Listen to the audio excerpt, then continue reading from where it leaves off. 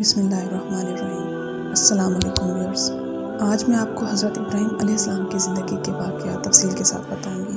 آج کرۂ ارض پر حجاز کی سرزمین کو تقدس حاصل ہے اور اس کے حسین و جمیل اور عظیم و شان شہر کو مکہ کے نام سے عروس البلاد کہا جاتا ہے۔ کسی وقت وہاں سنگلاخ اور وحشت ناک بیابان تھے، لیکن حضرت ابراہیم علیہ السلام کے دم قدم سے اسے ایسا عظیم الشان رتبہ حاصل ہوا جس پر ساتوں آسمان بھی رشک کرتے ہیں۔ آج سے 4000 قبل یہ زمین کئی خاردار درختوں سے اٹی پڑی تھی۔ یہاں نہ پانی تھا اور نہ سبزہ اور نہ گھاس پھوس، نہ جانور اور نہ تو انسانوں کے قدم اس زمین سے آشنا تھے، اور نہ جن یہاں آباد تھے۔ بلند و بالا پہاڑ ہر جانب موجود تھے۔ آج کے دور کے برعکس مکہ مکرمہ کی زمین بہت بلند تھی، کیونکہ بارش کے سیلاب پہاڑوں سے ریت پتھر بہا کر لاتے اور اسی نشیبی زمین اور پہاڑیوں کی گھاٹیوں پر مسلسل جمع کرتے رہتے۔ اس کے علاوہ جب شہر آباد ہو گیا تو لوگوں نے بھی یہی عمل جاری رکھا، پہاڑوں سے پتھر اور مٹی لا کر گڑھے اور اس نشیبی جگہ کو پر کرتے، جس کی وجہ سے آہستہ آہستہ پہاڑوں کی بلندی کم ہوتی گئی، چنانچہ جو جگہ پست تھی وہ بلند ہوتی چلی گئی۔ چنانچہ اس سرزمین کی عظمت کی ابتدا اللہ تعالیٰ کے محترم اور بزرگ نبی حضرت ابراہیم علیہ السلام سے ہی ہوئی۔ قرآن مجید میں حضرت ابراہیم علیہ السلام کا ذکر 25 سورتوں میں آتا ہے۔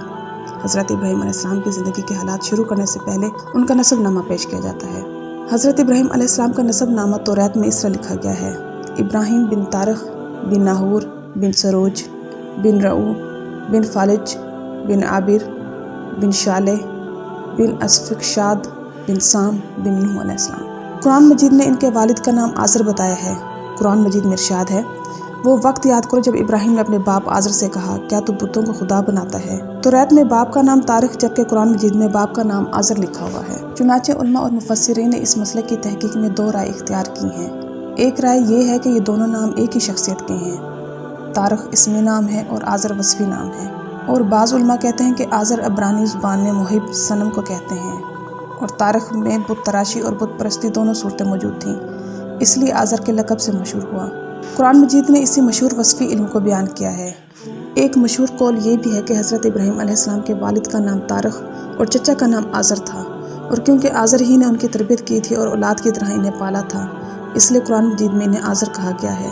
اور بعض کا گمان ہے کہ آزر کے معنی کم فہم اور بے وقوف کے ہیں، اور تاریخ میں یہی باتیں موجود تھیں، اس لیے اسے موصوف کیا گیا، مگر زیادہ تر مفسرین کے نزدیک تاریخ کا تارخ آزر ہی ہے۔ حضرت ابراہیم علیہ السلام عراق کے شہر ارگ کے باشندے اور اہل فدان میں سے تھے۔ ان کی قوم بت پرست کرتی تھی۔ کہا جاتا ہے کہ حضرت سارہ سے آپ کی شادی اسی شہر میں ہوئی تھی۔ چنانچہ جب حران شہر میں بھی آپ کی تبلیغ کا کوئی اثر نہ ہوا تو آپ وہاں سے بھی نکلے اور فلسطین کا رخ کیا۔ کچھ عرصہ وہاں قیام کیا، اس کے بعد یہاں بھی زیادہ مدت قیام نہ فرمایا اور آگے بڑھتے۔ ان کے والد نجاری کا پیشہ کرتے تھے اور اپنی قوم کے مختلف قبائل کے لیے لکڑی کے بت بناتے اور فروخت کیا کرتے تھے، مگر اللہ تعالیٰ نے حضرت ابراہیم علیہ السلام کو شروع ہی سے حق کی بصیرت اور ہدایت عطا فرمائی تھی، اور کم عمری ہی سے یہ یقین رکھتے تھے کہ بت نہ سن سکتے ہیں، نہ دیکھ سکتے ہیں، نہ کسی کی پکار کا جواب دے سکتے ہیں، اور نہ نفع و نقصان کا ان سے کوئی واسطہ ہے۔ وہ صبح شام آنکھ سے دیکھتے تھے کہ ان بے جان مورتیوں کو میرا باپ اپنے ہاتھوں سے بناتا اور گھڑتا رہتا ہے، اور جس طرح اس کا جی چاہتا ہے ناک، کان، آنکھیں اور جسم تراش لیتا ہے اور خریدنے والوں کے ہاتھ فروخت کر دیتا ہے، تو کیا یہ خدا ہو سکتے ہیں یا خدا کے مثل اور ہمسر کہے جا سکتے ہیں؟ حضرت ابراہیم علیہ السلام نے جب ہوش سنبھالا تو ان کے گرد و پیش ہر طرف چاند، سورج اور ستاروں کی خدائی کے ڈنکے بج رہے تھے، اس لیے قدرتی طور پر ان کی جستجو کا آغاز اس سوال سے ہوا۔ یہی وجہ تھی کہ حضرت ابراہیم علیہ السلام نے اپنے باپ اور قوم سے کہا، چونکہ حضرت ابراہیم علیہ السلام کی پیدائش اور پرورش ایک غار میں ہوئی تھی۔ جب وہ سن بلوغت کو پہنچے تو تاروں بھری رات میں حضرت ابراہیم علیہ السلام نے ایک تارا دیکھا جو خوب روشن تھا۔ تب حضرت ابراہیم علیہ السلام نے اس کو دیکھ کر فرمایا، میرا رب یہ ہے، اس لیے کہ اگر ستارے ربوبیت کر سکتے ہیں تو یہ ان سب میں ممتاز اور روشن ہے۔ لیکن جب وہ اپنے وقت مقررہ پر نظر سے اوجھل ہو گیا اور اس کو مجال نہ ہوئی کہ اپنے پرستاروں کے لیے ایک گھڑی اور رہنمائی کر سکتا، حضرت ابراہیم علیہ السلام نے فرمایا، میں چھپ جانے والے کو رب نہیں مانتا۔ پھر نگاہ اٹھائی تو دیکھا چاند آب و تاب کے ساتھ سامنے موجود ہے۔ اس کو دیکھ کر فرمایا، یہی میرا رب ہے، اس لیے کہ یہ خوب روشن ہے۔ مگر جب سحر کا وقت ہونے لگا تو چاند ماند پڑنے لگا، تو فرمایا، اگر میرا حقیقی پروردگار میری رہنمائی نہیں کرے گا تو میں ضرور گمراہ ہو جاؤں گا۔ جب دن نکل آیا اور سورج اپنی آب و تاب سے چمکنے لگا تو حضرت ابراہیم علیہ السلام نے اس کو دیکھ کر فرمایا، یہ ہے میرا رب، کیونکہ یہ کوكب میں سب سے بڑا ہے۔ لیکن دن بھر چمکنے کے بعد جب وہ بھی نظروں سے غائب ہونے لگا تو حضرت ابراہیم علیہ السلام نے اصل حقیقت کا اعلان کرنے کا فیصلہ کیا۔ बस उन्होंने अपनी कौम को मुखातिब करके कहा कि मैं इन मुशरिकाना अकायद से बरी हूँ और शिर्क की ज़िंदगी से बेजार। बिलाशुबा मैंने अपना रुख सिर्फ उसी ज़ात की तरफ कर लिया है जो आसमानों और ज़मीनों का खालिक है। मैं हनीफ हूँ, मुशरिक नहीं हूँ। चुनांचे नबूवत अता होने के बाद हज़रत इब्राहीम अलैहिस्सलाम देख रहे थे कि शिर्क का सबसे बड़ा मरकज़ खुद उनके अपने घर में कायम है और उनके बाप आज़र की बुत साजी और बुत परस्ती पूरी कौम के लिए मरकज़ और महवर बनी हुई है। इसलिए फितरत का तकाजा था कि दावत हक और अदाए फ़र्ज़ की इब्तदा घर से होनी चाहिए। इसलिए हज़रत इब्राहीम अलैहिस्सलाम ने सबसे पहले अपने बाप आज़र को मुखातिब किया और फरमाया, ए मेरे बाप, तौहीद ही सरचश्मे निजात है, ना कि तेरे हाथ के बनाए हुए ये बुत। इनकी परस्तिश को छोड़ो और हक की राह को इख्तियार करो ताकि खुदा की रज़ा और दुनिया और आखिरत की सादत हासिल हो। मगर आज़र पर हज़रत इब्राहीम अलैहिस्सलाम की इस नसीहत का कोई असर न हुआ, बल्कि हक कबूल करने की बजाय बेटे को धमकाना शुरू किया और कहने लगा, इब्राहीम, अगर तू बुतों की बुराई से बाज ना आया तो मैं तुझको संसार कर दूंगा। हज़रत इब्राहीम अलैहिस्सलाम ने जब ये देखा कि मामला अब हद से आगे बढ़ गया है और एक जानिब अगर बाप के एहतराम का मसला है तो दूसरी जानिब अदाए फ़र्ज़, उन्होंने तहकीर और तज़लील का रवैया नहीं बरता, बल्कि नरमी, मुलायमत और इखलाक के साथ जवाब देते हुए फरमाया, ए मेरे बाप, अगर मेरी बात का यही जवाब है तो आज से तुझे मेरा सलाम है। मैं खुदा के सच्चे दीन और उसके पैगाम हक को नहीं छोड़ सकता और किसी हाल में बुतों की परस्तिश नहीं कर सकता। मैं आज से तुमसे जुदा होता हूँ, मगर गायबाना तेरे लिए बारगाह इलाही में बख्शिश तलब करता रहूँगा ताकि तुझको हिदायत नसीब हो और तू खुदा के अजाब से निजात पाए। बाप और बेटे के दरमियान जब इत्तफाक की सूरत ना बनी और आज़र ने किसी तरह हज़रत इब्राहीम अलैहिस्सलाम की दावत हक को कबूल ना किया तो हज़रत इब्राहीम अलैहिस्सलाम ने जुदाई इख्तियार कर ली और दावत हक और पैगाम रिसालत को वसी कर दिया और अब आज़र ही मुखातिब ना रहा बल्कि पूरी कौम से मुखातिब होना शुरू कर दिया।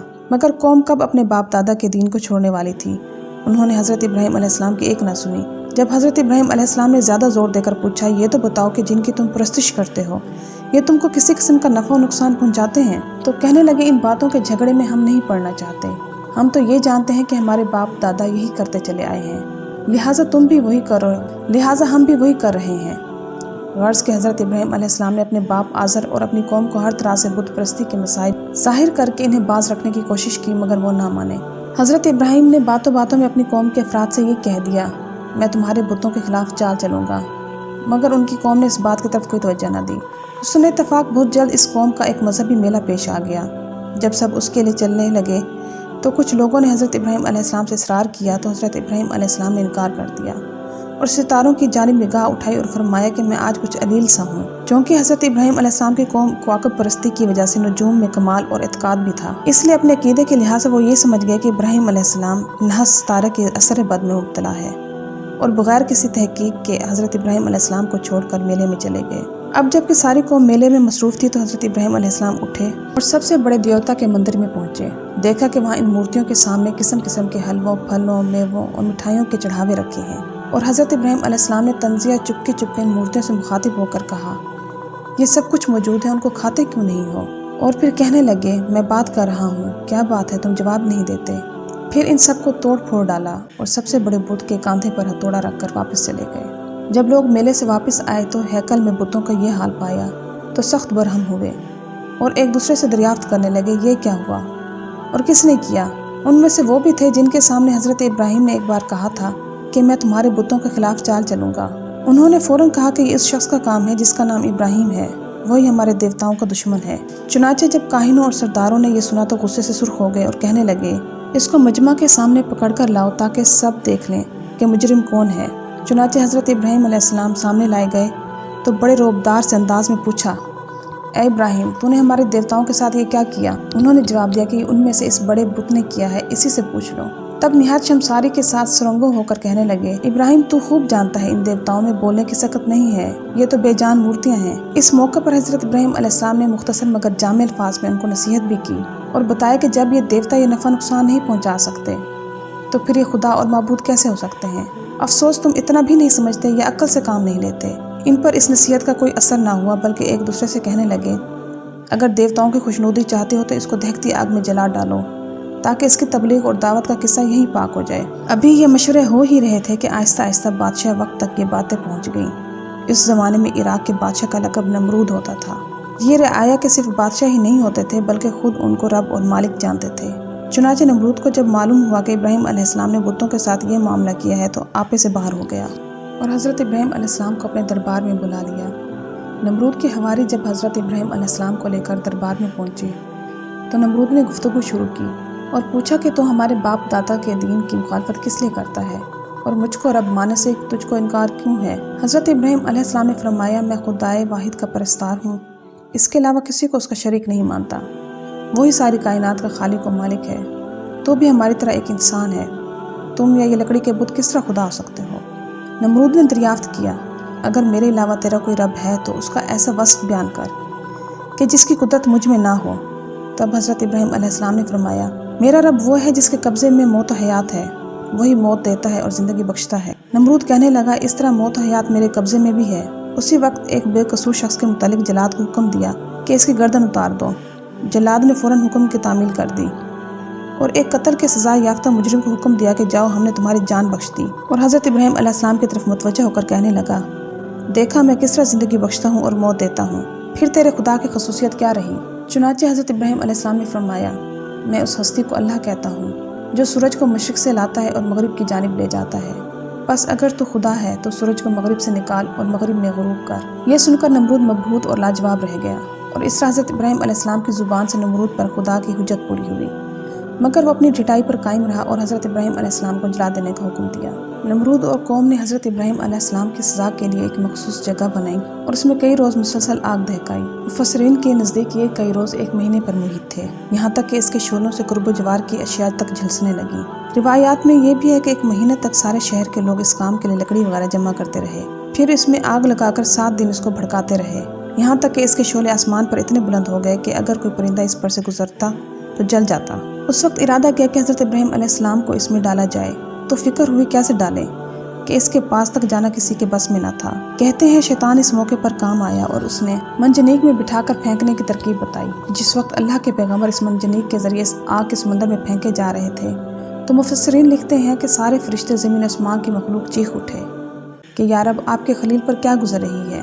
اللہ تعالیٰ نے ان سب کو حضرت ابراہیم علیہ السلام کی مدد کرنے کی اجازت دے دی۔ فرشتوں نے مدد کرنے کے لیے حضرت ابراہیم علیہ السلام سے دریافت کیا تو انہوں نے جواب دیا کہ مجھے اللہ ہی کافی ہے، وہ میرا حال دیکھ رہا ہے۔ بہرحال خدا کے حکم سے وہ آگ ٹھنڈی ہو گئی، سلامتی والی بن گئی، جس میں حضرت ابراہیم علیہ السلام کو ڈالا گیا تھا۔ آگ حضرت ابراہیم علیہ السلام کے علاوہ دوسری چیزوں کو جلاتی رہی، مگر ان کے بدن مبارک پر کوئی آنچ نہیں آنے دی۔ ایک دن نمرود نے اپنے محل پر سے دیکھا کہ ابراہیم علیہ السلام کے ارد گرد سب گلستان ہے، تو نمرود نہایت حیران ہوا اور پوچھا، اے ابراہیم، تجھ پر ایسی آگ کو کس نے گلزار بنایا؟ آپ علیہ السلام نے فرمایا کہ یہ میرے پروردگار کا ادنا اثار ہے۔ پھر ابراہیم علیہ السلام 40 یا 50 دن بعد اس راکھ سے جو پہاڑ کی مانند تھی نکل آئے اور نمرودیوں کو نصیحت شروع کر دی۔ نمرود نے چند روز کی مہلت مانگی تو اس کے وزیر نے کہا، اتنی مدت تو نے خدائی کی، اب دوسرے کی بندگی اختیار کرتا ہے اور اپنے لیے شرمندگی اور رسوائی اختیار کرتا ہے۔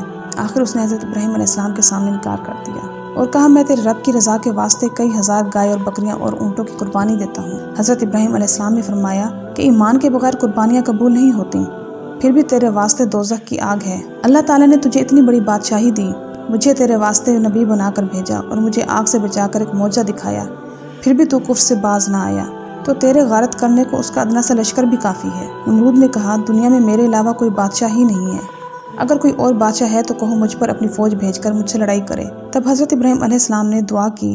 دعا کے بعد حضرت جبرائیل آئے اور کہا، نمرود سے کہہ دو کہ ہماری فوج آ رہی ہے، تم تیاری کرو۔ حضرت ابراہیم علیہ السلام نے نمرود سے اعلان جنگ سن کر 3 دن کی مہلت مانگی، پھر لاکھوں کی فوج اکٹھی کی اور ایک میدان میں جمع کیا۔ چوتھے روز حضرت ابراہیم علیہ السلام تنہا نمرود کی فوج کے سامنے گئے تو ان لوگوں نے کہا، تمہاری آسمانی فوج کہاں ہے؟ فرمایا کہ پہنچ رہی ہے۔ اتنے میں مچھروں کی فوج نمودار ہوئی، جس کی وجہ سے سورج کی روشنی چھپ گئی۔ نمرود نے اعلان کیا اپنے فوجیوں کو کہ نکارہ بجاؤ، لیکن مچھروں کی آواز لوگوں کے کانوں میں پہنچی تو ان کے ہوش و حواس اڑ گئے، چھوٹا بڑا ہیبت الہی سے ڈر گیا۔ ایک آدمی پر لاکھوں مچھر لپٹ گئے، ایک دم گوشت پوشت خون وغیرہ ختم کر دیا، خالی ڈھانچے رہ گئے، آدمی جانور سب ختم کر دیے۔ نمرود بھاگ کر اپنے محل میں اپنی بیوی کے پاس جا بیٹھا۔ اتنے میں ایک لنگڑا مچھر آیا۔ نمرود نے اپنی بیوی کو دکھایا کہ اس جانور نے لشکر کو تباہ کر دیا ہے۔ وہ مچھر اس کے ناک میں سے گھس کر اس کے دماغ کو چاٹنے لگا۔ نمرود ہتھوڑوں سے سر کو مارتا، دیواروں سے سر ٹکراتا، مگر 40 دن اسی عذاب میں مبتلا رہنے کے بعد جہنم رسید ہوا۔ اسی طرح کا ایک معجزہ حضرت ابراہیم علیہ السلام کی ذات سے وابستہ ہے۔ جب حضرت ابراہیم علیہ السلام نے اللہ تعالیٰ سے درخواست کی کہ مجھے اس کا مشاہدہ کرا دیجئے کہ آپ مردوں کو کس طرح زندہ کریں گے، تو اللہ تعالیٰ نے ان کی درخواست قبول فرمائی اور حکم دیا کہ 4 پرندے اپنے پاس جمع کر لیں और उन्हें अपने पास रखकर खुद से मानूस कर लें। वो इतने मानूस हो जाएं कि तुम्हारे बुलाने से आ जाया करें। फिर इन चारों को ज़िबा करके हड्डियों और परों समेत उनका गोश्त कीमा करके उनके कई हिस्से कर दें और मुख्तलिफ पहाड़ों पर इस कीमे का एक एक हिस्सा रख दें। फिर उनको बुलाओ, वो अल्लाह ताला की कुदरत कामला से ज़िंदा होकर दौड़े दौड़े तुम्हारे पास आ जाएंगे। चुनाचे हज़रत इब्राहीम अलैहिस्सलाम ने ऐसा ही किया।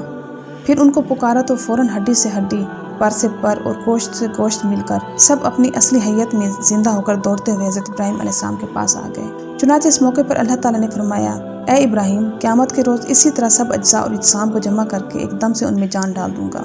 अपनी कौम को लगातार तबलीग करने के बावजूद कौम ने आपका पैगाम सुनने से इनकार कर दिया। इस सारी जदोजहद के नतीजे में सिर्फ 2 अफराद आप पर ईमान लाए, एक आपकी चचाजाद बहन सारा और दूसरे आपके भतीजे हज़रत लूत अलैहिस्सलाम। फिर आपने अर्श शहर से हिजरत करने का इरादा किया। चुनाचे उस वक्त आपका साथ हज़रत सारा और हज़रत लूत अलैहिस्सलाम ने दिया। उस वक्त हज़रत इब्राहीम अलैहिस्सलाम की शादी हज़रत सारा से नहीं हुई थी और उस वक्त हज़रत सारा की उम्र 17 साल थी। चूँकि हज़रत इब्राहीम अलैहिस्सलाम और हज़रत लूत अलैहिस्सलाम दोनों ने अपनी भेड़ बकरियों के रेवड़ पाल रखे थे, चुनाचे अपने रेवड़ों को लेकर हरान शहर का रुख किया। यहाँ पर भी आपने दीन की तबलीग शुरू कर दी। चले गए यहाँ तक कि मिस्र जा पहुँचे। जब आप मिस्र में दाखिल हुए तो इमाम बुखारी सैयदना अबू हुरैरा रज़ियल्लाहु ताला अन्हु से रिवायत है कि बादशाह मिस्र को इतला की गई कि एक नौजवान अपने रेवड़ों के साथ यहाँ आया है और उसके साथ एक हसीन जमील औरत है। तो बादशाह ने हुक्म दिया कि मालूम कर अगर वो नौजवान उस औरत का शोहर है तो उसे कत्ल कर दो। आपको वही के जरिए बादशाह के इस इरादे का इल्म हो गया तो आपने हज़रत सारा को बादशाह के सामने अपनी बहन यानी दीनी बहन करार दिया। बादशाह ने जब हज़रत सारा की तरफ बुरे इरादे से कदम बढ़ाए तो फौरन खुदा के हुक्म से उसकी पकड़ हुई और वह ज़मीन में धंसने लगा तो घबरा कर चिल्ला उठा, सारा तो अपने खुदा से दुआ करके वो मुझे निजात दे दे, मैं तुझे कतन कोई ज़रर नहीं पहुंचाऊंगा। चुनाचे से सारा की दुआ की बरकत से अल्लाह ताला ने निजात दे दी। मगर वो फिर गुनाह की नीयत से आपकी तरफ बढ़ा तो दोबारा उसे कुदरत ने पकड़ा और पहले से भी ज़्यादा शदीद गिरफ्त की। दोबारा उसने आजिज़ी और इंकिसारी से कहा, सारा अब की बार खुदा की बारगाह में दुआ करो कि मुझे निजात दे दे, मैं हरगिज़ तुझे अजियत नहीं दूंगा। बहरहाल आपने दुआ फरमाई, अल्लाह ताला ने उसे निजात दे दी। चुनाचे दरबारियों से कहने लगा, ये तो कोई जिन है, इसलिए कि वो जिन्नों की अजमत के बड़े मुतकद हुआ करते थे। चुनाचे हज़रत सारा को जाने दिया और अपनी बेटी जिसका नाम हाजरा था उसे भी हज़रत इब्राहीम अलैहिस्सलाम के अक़द में दे दिया ताकि वो उनकी खिदमत करे। चुनाचे जब हज़रत सारा वापस आईं तो हज़रत इब्राहीम अलैहिस्सलाम नमाज पढ़ रहे थे। आपने उन्हें खुशखबरी सुनाई कि अल्लाह ने जालिम के मकरू फ़रेब से निजात दे दी है और उसने हाजरा को आपकी खिदमत के लिए सुपुर्द कर दिया है। मिस्र से रवाना होकर हज़रत इब्राहीम अलैहिस्सलाम ने फ़लस्तीन में क़याम का इरादा किया और रवानगी से कबल हज़रत इब्राहीम अलैहिस्सलाम ने अपने भतीजे लूत अलैहिस्सलाम को रेवड़ समेत शर्क़ उर्दन की तरफ भेज दिया कि वो वहाँ जाकर दीन हक़ की तबलीग करें। आप अलैहिस्सलाम के फैसले के मुताबिक हज़रत लूत अलैहिस्सलाम उर्दन के इलाके बदूम और अमूरा की तरफ चले गए और वहाँ उन्होंने तबलीग का काम शुरू कर दिया, जबकि हज़रत इब्राहीम अलैहिस्सलाम फ़लस्तीन में दाखिल हुए और वहाँ क़याम कर लिया। फ़लस्तीन में क़याम के दौरान ही आपके यहाँ आपके बड़े बेटे हज़रत इस्माईल अलैहिस्सलाम हज़रत हाजरा से पैदा हुए। हज़रत इस्माईल अलैहिस्सलाम शेर ख्वार बच्चे थे। उस वक्त अल्लाह ताला की तरफ से हज़रत इब्राहीम अलैहिस्सलाम को ये हुक्म मिला कि खाना काबा को पाक साफ़ करके नमाज से आबाद रखें। इस हुक्म की तामील के लिए जिब्राईल अलैहिस्सलाम की रहनुमाई में हज़रत इब्राहीम अलैहिस्सलाम अपनी बीवी हाजरा और हज़रत इस्माईल अलैहिस्सलाम को लेकर हजाज की तरफ रवाना हुए। हज़रत इब्राहीम अलैहिस्सलाम अपने साहबजादे और अपनी बीवी हाजरा के साथ वहाँ उतरे और बैतुल्लाह के पास एक मामूली छप्पर डालकर हज़रत इस्माईल और हज़रत हाजरा को वहाँ ठहरा दिया। उनके पास एक तोशादान में कुछ खजूरें और एक मशकीज़े में पानी रख दिया और हज़रत इब्राहीम अलैहिस्सलाम को वहाँ ठहरने का हुक्म न था। वो जब वहाँ से जाने लगे तो जाने की तैयारी देखकर हज़रत हाजरा ने अर्ज़ किया, हमें इस मैदान में छोड़कर आप कहाँ जाते हैं जिसमें ना कोई मददगार है न ज़िंदगी की ज़रूरियात। हज़रत इब्राहीम अलैहिस्सलाम ने कोई जवाब ना दिया और चलने लगे। हज़रत हाजरा साथ उठी, फिर बार बार यही सवाल दोहराया। हज़रत इब्राहीम अलैहिस्सलाम की तरफ से कोई जवाब ना मिला, यहाँ तक कि खुद उनके दिल में बात आई और अर्ज़ किया, क्या अल्लाह ताला ने आपको हमें यहाँ छोड़कर जाने का हुक्म दिया है?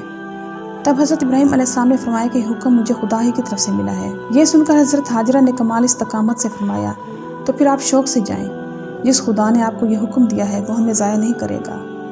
हज़रत इब्राहीम अलैहिस्सलाम बहुक्म खुदाबंदी वहाँ से चल खड़े, मगर शीर ख्वार बच्चा और उसकी वालदा का ख्याल लगा हुआ था। जब रास्ते के मोड़ पर पहुँचे जहाँ से हज़रत हाजरा ना देख सके तो ठहर गए और बड़ी आजिज़ी इंकिसारी से खुदा के हुज़ूर ये दुआ मांगी, ए मेरे परवरदिगार, इस शहर को अमन वाला बना दीजिए, मुझको और मेरे ख़ास फर्जंदों को बुतों की इबादत से बचा कर रखिएगा। ए हमारे रब, मैंने शीर ख्वार बच्चा और उसकी वालदा को आपके हुक्म के मुताबिक आपके मोहतरम घर के पास ठहरा दिया है, लेकिन यह जगह ज़राअत के काबिल नहीं है जहाँ कोई अपनी मेहनत से ज़रूरियात ज़िंदगी हासिल कर सके, इसलिए आप ही अपने फजल से उनको फलों का रिज़्क़ अता फरमाइए। یہ دعا کر کے حضرت ابراہیم علیہ السلام اپنے وطن فلسطین کی طرف روانہ ہو گئے۔ پانی ختم ہونے کے بعد خود بھی پیاس سے بے چین اور شیرخوار بچہ بھی۔ اس وقت پانی کی تلاش میں ان کا نکلنا اور کبھی کوہ صفا اور کبھی کوہ مروہ پر چڑھنا اور دونوں کے درمیان دوڑ دوڑ کر راستہ طے کرنا تاکہ حضرت اسماعیل علیہ السلام آنکھوں کے سامنے آ جائیں، اور مسلمانوں میں معروف ہے، اور حج میں صفا مروہ کے درمیان صحیح کرنا آج تک اسی کی یادگار ہے۔ اس وقت حضرت ابراہیم علیہ السلام نے اللہ کے حکم سے حضرت اسماعیل علیہ السلام کے پاؤں کے قریب پر مار کر چشمہ جاری کر دیا۔ حضرت ہاجرہ نے پانی دے کر اللہ کا شکر ادا کیا اور چشمہ کے ارد گرد پتھر رکھ دیے اور زمزم کے الفاظ بولے جس سے پانی رک گیا۔ ہمارے پیارے نبی حضرت محمد صلی اللہ علیہ وسلم نے فرمایا کہ اگر اس وقت ہاجرہ زمزم نہ بولتی تو آج یہ ایک بہتا ہوا چشمہ ہوتا۔ حضرت ابراہیم علیہ السلام نے جس وقت حضرت سارہ یعنی اپنی بیوی کے ساتھ فلسطین میں قیام کر رکھا تھا اور آپ کی دوسری زوجہ محترمہ حضرت ہاجرہ اور آپ کا بڑا بیٹا حضرت اسماعیل علیہ السلام سرزمین حجاز میں تھے، تب ایک دن ایک موقع پر فرشتے انسانی شکل میں حضرت ابراہیم علیہ السلام کے پاس آئے۔ حضرت ابراہیم نے ان کو عام مہمان سمجھ کر مہمان نوازی شروع کی۔ بھنا ہوا گوشت سامنے لا کر رکھا، مگر وہ تو فرشتے تھے، کھانے پینے سے پاک، اس لیے کھانا سامنے ہونے کے باوجود اس کی طرف ہاتھ نہیں بڑھائے۔ حضرت ابراہیم علیہ السلام یہ دیکھ کر فکر مند ہوئے اور وہم ہوا کہ یہ مہمان نہیں معلوم ہوتے، ممکن ہے کوئی دشمن ہو۔ فرشتوں نے ان کا یہ اندیشہ معلوم کر کے بات کھول دی اور بتایا کہ ہم اللہ تعالیٰ کے فرشتے ہیں، آپ گھبرائیں نہیں، ہم قوم لوط کو عذاب دینے آئے ہیں اور آپ کو اولاد کی بشارت دینے آئے ہیں۔ حضرت ابراہیم علیہ السلام کی بیوی حضرت سارہ پس پردہ یہ گفتگو سن رہی تھیں۔ جب معلوم ہوا کہ یہ انسان نہیں فرشتے ہیں تو پردے کی ضرورت نہ رہی۔ بڑھاپے میں اولاد کی خوشخبری سن کر ہنس پڑی اور کہنے لگی، کیا میں بڑھیا ہو کر اولاد جنوں گی؟ اور یہ میرے شوہر بھی بوڑھے ہیں۔ فرشتوں نے جواب دیا، کیا تم اللہ تعالیٰ کے حکم پر تعجب کرتی ہو جس کی قدرت میں سب کچھ ہے؟ حضرت عبداللہ بن عباس فرماتے ہیں، جو فرشتے حضرت ابراہیم علیہ السلام کے پاس اس موقع پر آئے وہ تعداد میں 3 تھے، جن میں ایک حضرت جبرائیل علیہ السلام، دوسرے حضرت میکائیل علیہ السلام اور تیسرے حضرت اسرافیل علیہ السلام تھے۔ بعض روایات میں یہ واقعہ بھی بیان کیا گیا ہے کہ حضرت ابراہیم علیہ السلام مہمان کے بغیر کھانا نہیں کھاتے تھے۔ ایک روز کھانے کے وقت انہوں نے مہمان کی تلاش شروع کی تو ایک اجنبی ملا۔ جب وہ کھانے پر بیٹھا تو حضرت ابراہیم علیہ السلام نے فرمایا، کہو بسم اللہ۔ اس نے کہا، میں نہیں جانتا اللہ کون ہے اور کیا ہے۔ حضرت ابراہیم علیہ السلام نے اس کو دسترخوان سے اٹھا دیا۔ جب وہ باہر چلے گئے تو جبرائیل امین آئے اور کہا، اللہ تعالیٰ فرماتے ہیں کہ ہم نے تو اس کے کفر کے باوجود ساری عمر اس کو رزق دیا اور آپ نے ایک لقمہ دینے میں بخل کیا۔ یہ سنتے ہی حضرت ابراہیم علیہ السلام اس شخص کے پیچھے دوڑے اور اس کو واپس بلا لیا۔